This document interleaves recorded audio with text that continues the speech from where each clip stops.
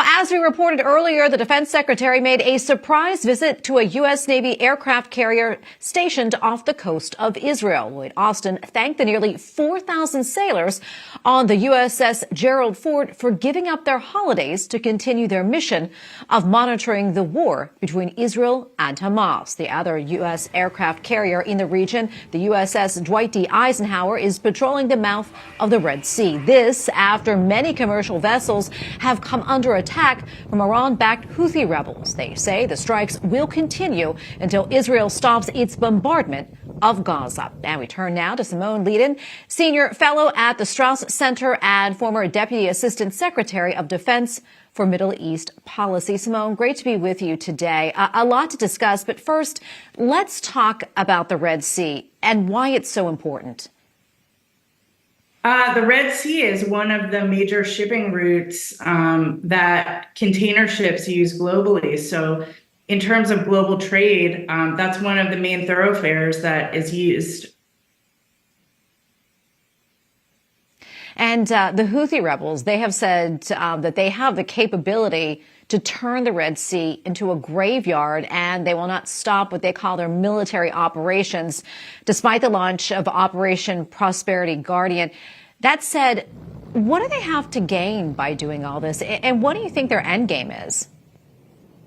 Well, I think it's important to take a step back and recognize that the Houthis, the Iranian-backed Houthis, are actually just one branch of the big kind of malign Iranian tree, of which Hamas is another branch, Hezbollah is another branch. This is all being directed by Iran. So I know a lot of people are looking at this like they're all separate issues, but it's actually we're in the middle of one big escalating regional conflict. So I think it's important to note that, and I think that context helps to understand why the Houthis are doing this right now.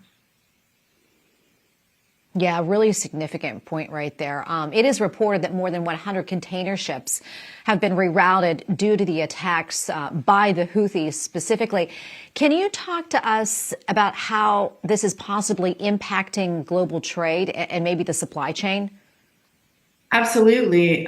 In fact, today, it's been announced that, in essence, all major container lines have abandoned the region, even after the announcement of Prosperity Guardian. So we're talking about, all manner of global trade. Obviously, the Bab el-Mandeb, the Strait, the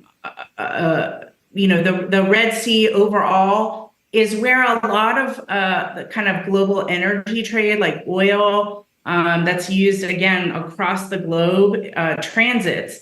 So any possible good that you can imagine that would be on a container ship crosses the Red Sea and the Bab el-Mandeb in particular. So in terms of snarling global trade, yes, it is today massively snarled, and it's going to get worse and worse. When you hear the major Greek shipping companies announce, as they have today, that they are no longer transiting the Red Sea, that is highly significant.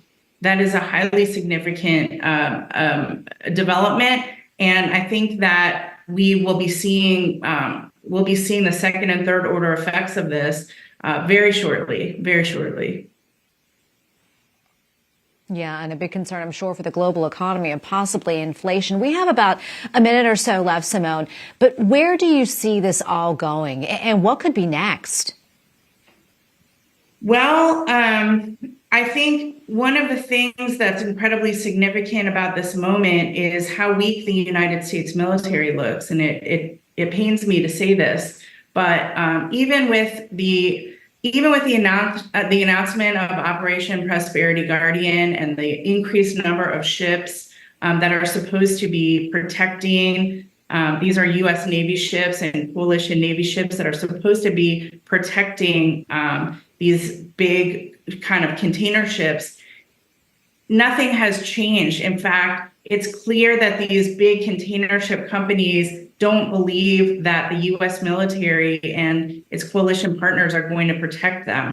That is significant, and I think calls for a change in policy that the U.S. I believe should have done many months, if not years ago, and actually imposing costs on the Houthis and indeed on all of the Iranian proxies that are causing such problems in the region, and will continue to do so at great cost and expense to everybody else, in both blood and treasure. Well, Simone, thank you so much for weighing in. We really appreciate your time and expertise. Thank you very much.